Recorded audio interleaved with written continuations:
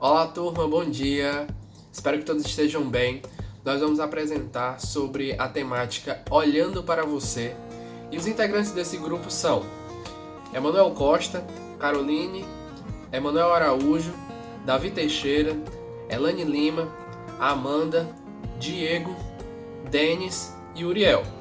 Bom, para darmos início ao nosso passeio na psicologia, será de extrema importância começarmos explicando alguns pontos que serão cruciais para o melhor aproveitamento dessa videoaula. O primeiro tópico a ser abordado será o seguinte: há pessoas que.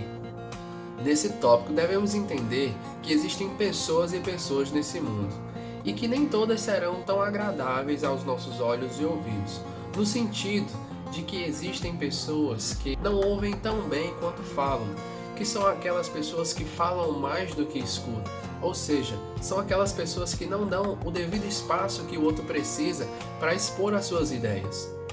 Interrompem enquanto os outros falam, que de certa forma reprime e sobrepõe as ideias que o outro indivíduo está expondo.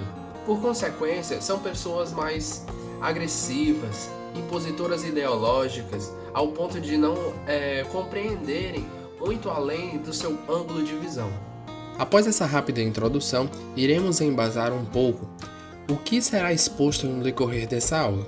Vamos apresentar agora 3 escolas que constituem o eixo de estudos da evolução do comportamento humano. Nessa parte do nosso trabalho, a gente vai fazer uma abordagem do arcabouço teórico das escolas que orientam o ensino da evolução do comportamento humano a partir do paradigma darwinista. São 3 escolas que nós vamos abordar aqui.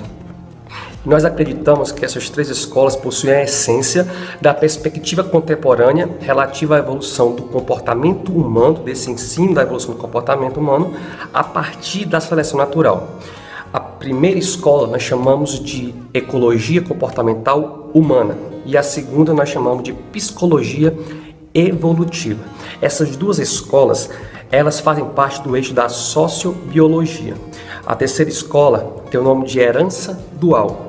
Ela está associada à transmissão de informações e genética das populações. Falando um pouco sobre a ecologia comportamental humana. Ela surgiu a partir do momento que a biologia evolutiva começou a estudar a seleção de características no nível do indivíduo. E há um pensamento de um biólogo, Haldane, que ilustra bem isso. Segundo ele, a variabilidade comportamental do ser humano, ela é decorrência de uma genética comum. Como assim? Ela é manifestada de diferentes formas, em diferentes contextos e em diferentes ambientes. Para a ecologia comportamental humana, há um problema central, que é descobrir em quais formas o comportamento humano moderno reflete a nossa história de seleção natural. Vamos falar um pouco agora sobre psicologia evolutiva, ou como muitos chamam de evolucionista. Ela, assim como a ecologia comportamental humana, surgiu a partir da sociobiologia, da proposição da sociobiologia de Wilson, em meados de 1960, 1970. Só que diferente da SH, a psicologia evolutiva, ela parte de uma interação entre indivíduo e meio a partir de um conjunto universal de mecanismos psicológicos. Jones diz, que é um estudioso sobre a psicologia evolutiva, que ela veio para preencher uma lacuna da evolução psicológica deixada pelo próprio Charles Darwin. A premissa central dessa escola, que é a psicologia evolutiva, é da universalidade humana, que todos os indivíduos, todos os seres vivos possuem os mesmos conjuntos de mecanismos psicológicos, que foram selecionados para garantir a sua sobrevivência e reprodução da espécie. Agora a gente vai falar um pouco sobre a herança dual. É a escola que mais se aproxima da complexidade cultural do comportamento humano, dado que eles reconhecem a construção e transformação cultural que ocorre ao longo do tempo. Todavia, essa escola tem a premissa de simplificar e simplificar um pouco mais. Isso acaba que eles deixam de lado um pouco o debate, um debate mais aprofundado sobre as propriedades estruturais que compõem esse sistema de informação e também os processos que os constroem e os constituem. Fazendo uma abordagem sucinta, breve e objetiva sobre essas 3 escolas, eu posso afirmar com veracidade que elas produzem um conhecimento rico, proveitoso e benéfico para nós.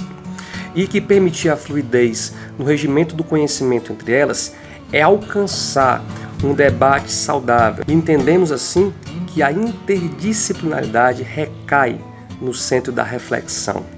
Entendemos também que, segundo Caporael, vale salientar isso aqui, que a unificação das sobreposições é produzida pela sobreposição que está focada, objetiva, solucionar o problema, é centrada no problema e não na disciplina. Dando continuidade ao nosso estudo do comportamento humano, você já verificou suas falhas? Quando abordamos um tema de conhecimento de si mesmo, algumas perguntas se fazem presente. O que significa conhecer si mesmo? Buscar o autoconhecimento ajuda a reconhecer quem somos e a buscar a melhoria na nossa postura e personalidade. Não tenha medo de críticas. É preciso trabalhar a autoconfiança e a fé em si mesmo para poder ouvir a opinião dos outros. Nos sentimos mais felizes à medida que descobrimos que não há necessidade de ser perfeito, que cometer erros é normal e que podemos aprender com eles. Mas, ao contrário disso, aceitar que temos falhas mostra que somos fortes e humildes para compreender que somos imperfeitos. Descobrir no mais profundo e verdadeiro eu quais são as suas características principais, o que faz você agir da forma que age, ser quem você é ou ter os resultados que você tem. Mediante ao que já foi comentado, vamos agora às conclusões dos psicólogos. A anamnese é uma das etapas mais importantes do nosso trabalho como cirurgião dentista. É nela que nós desenvolvemos o nosso prognóstico. Caso não haja uma comunicação efetiva entre cirurgião dentista e paciente, o nosso prognóstico poderá ser diretamente interferido, podendo nos levar a uma conduta que não será a mais indicada, a mais adequada para aquele tipo de paciente. Em outras palavras, nós podemos muitas vezes ser prejudicados pela falta de habilidade do manejo comportamental e da compreensão com o próximo, que no caso serão os nossos pacientes. Estudos comprovam que as pessoas que não possuem o traquejo no manejo das relações interpessoais possuem menos resultados positivos, de maneira geral, quanto aos relacionamentos humanos. Porém, os psicólogos afirmam que conforme vamos adquirindo experiência, o cérebro vai modulando respostas como forma de adequação ao estímulo, ou seja, vamos construindo essa habilidade de conhecer a si próprio e aos outros, montando assim um maior êxito no manejo das relações interpessoais. Entrando um pouco mais a fundo no assunto, falaremos sobre a compreensão dos outros e a sensibilidade social. Oi professora, tudo bem? Meu nome é Davi, eu vou falar um pouco sobre a compreensão dos outros e a sensibilidade social. Nesse tema ele está dividido em 4 subtemas, que é a simpatia, a empatia, a antipatia e a apatia. Vou falar um pouco sobre esses 4.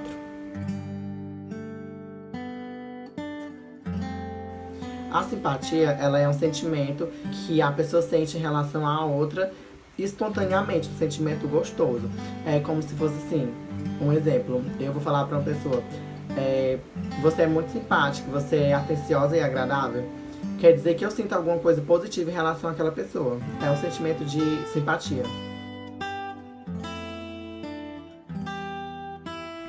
Empatia é a gente tentar entender o lugar do outro, é a gente poder compreender o que aquela pessoa está passando sem a gente estar passando por isso.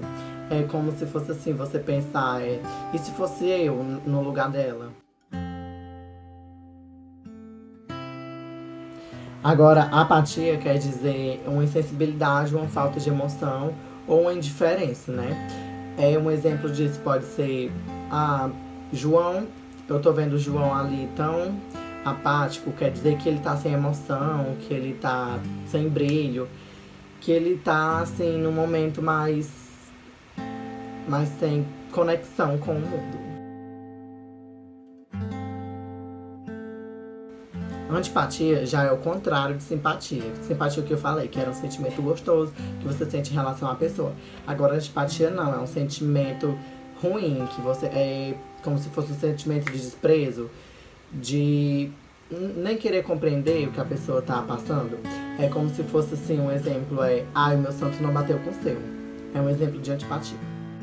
Para lidar com pessoas, deve-se ter sensibilidade social, também denominada de empatia, que é compreender os pensamentos e sentimentos do outro, mas sem se envolver. Sou capaz de compreendê-la, mas não de sentir o que ela sente. A flexibilidade do indivíduo é compreender, aceitar ou assumir opiniões, ideias e pensamentos de outras pessoas, pois suas atitudes e condutas irão variar conforme a situação, o grupo ao qual está inserido e as pessoas na qual se relacionam. Conhecendo e compreendendo suas peculiaridades e suas atitudes diferentes. Por meio da percepção de si próprio, da compreensão dos outros, do desenvolvimento de aptidões e da convivência em grupo, são meios e formas de adquirir a empatia e a flexibilidade social. Melhor conhecimento de si próprio.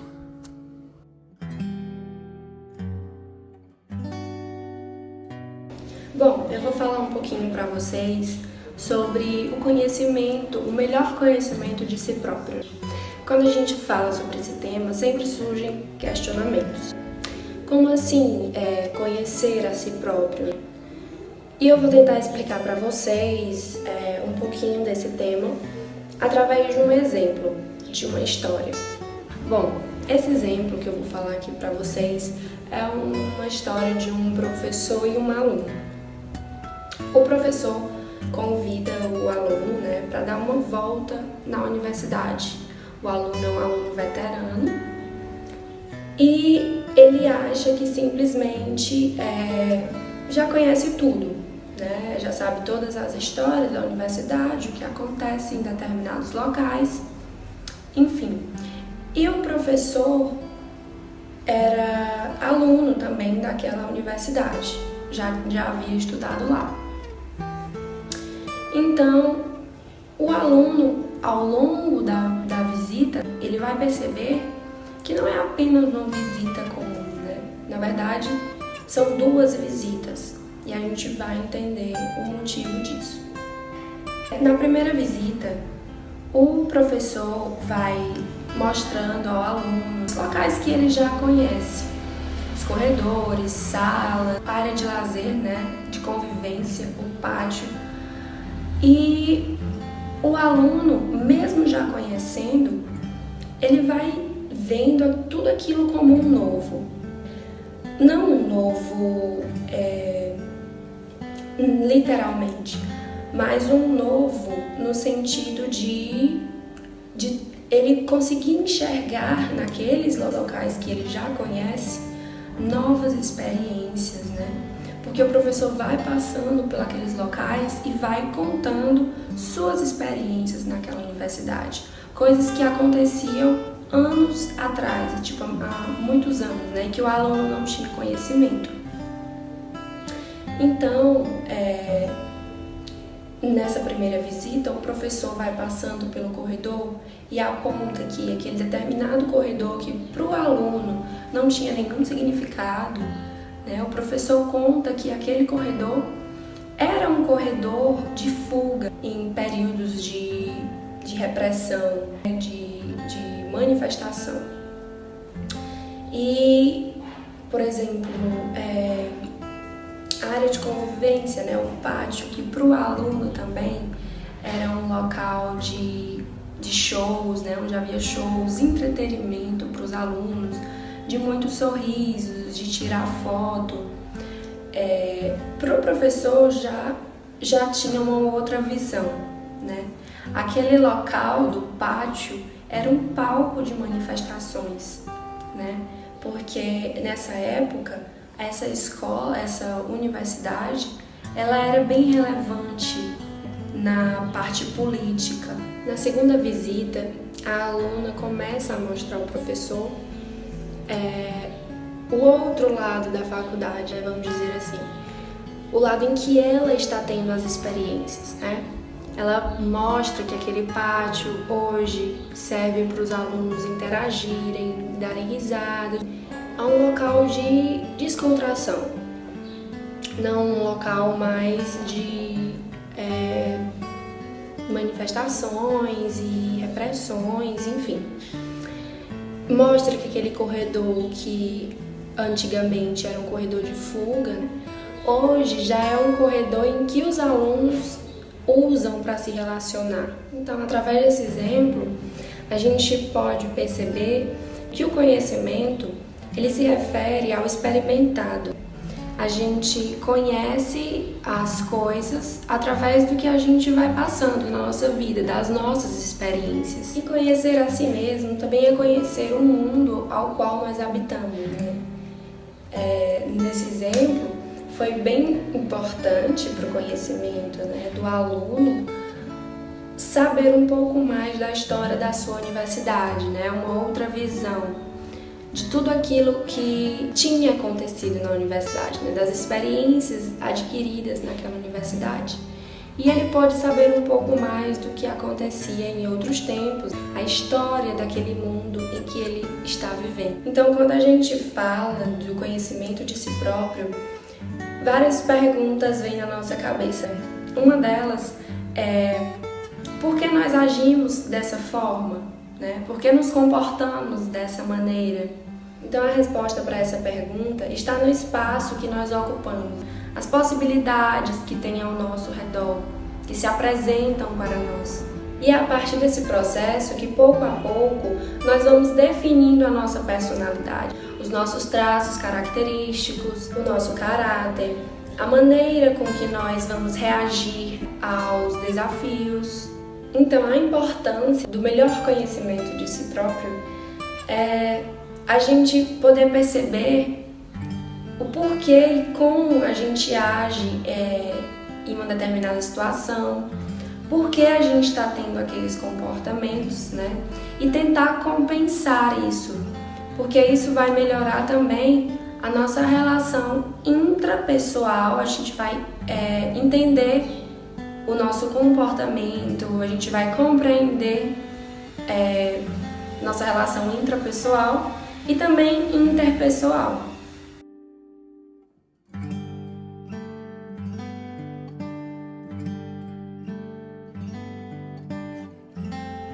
Devemos ter serenidade, sabedoria e um pouco de calma para nos comunicarmos com nossos pacientes. O nosso tom de voz, a velocidade que distribuímos as palavras e até os termos que usamos devem ser de maneira fácil interpretação para eles, pois o cirurgião dentista muitas vezes presta o papel de psicólogo para alguns pacientes, de maneira que eles tenham uma confiança maior conosco. E nós devemos retribuir essa confiança, mas que podemos melhorar com o decorrer do tempo, aprendendo com todos, absorvendo o que cada pessoa tem de bom para nos oferecer. E uma das maneiras de retribuir o bem que o universo nos proporciona é, de certa forma, amar nosso trabalho, pois terá momentos extremamente estressantes durante o dia a dia, onde muitas vezes não damos a chance do paciente relatar algo positivo ou negativo, onde devemos buscar melhorar naquele determinado ponto com os pacientes. Devemos demonstrar confiança nas nossas palavras, para que, de certa forma, consigamos evitar diversas situações que seriam extremamente desagradáveis, não somente no consultório, mas também na vida. Podemos dizer que isso é o reflexo do mundo onde vivemos, onde não sabemos como se comportar diante de uma crítica, mas temos que saber diferenciá-las. Existem dois tipos de críticas: aquelas que todos estamos acostumados a associar com algo negativo, chamadas de críticas destrutivas, e as que têm como objetivo nos encorajar a melhorar, reforçar e desenvolver novas aptidões. Damos elas nomes de críticas construtivas, ou mais conhecidas como feedbacks.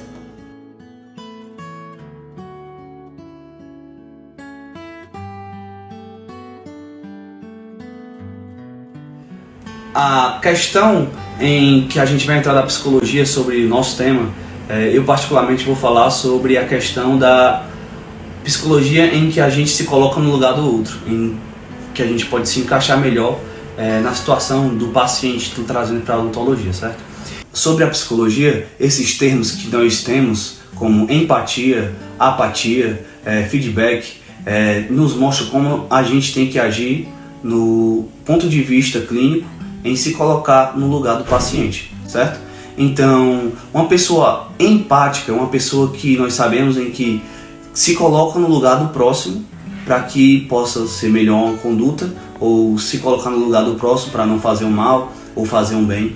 E uma pessoa apática, uma pessoa que não se importa muito com o sentimento dos outros, uma pessoa mais, digamos, egoísta.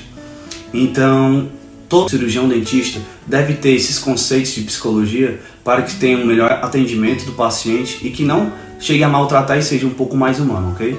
Tendo em mente também todos esses pontos da psicologia, alguns termos de empatia, apatia, nós temos também e sabemos que como cirurgiões dentistas, a gente tem que ter sempre de primeira linha um bom atendimento, e esse se sucede de uma palavra chamada anamnese. A partir dessa anamnese bem feita, você consegue até um histórico de vida do paciente, em que você pode se colocar no lugar do paciente em relação ao ponto de vista socioeconômico, a um ponto de vista de um paciente ser estressado, um pouco mais ansioso.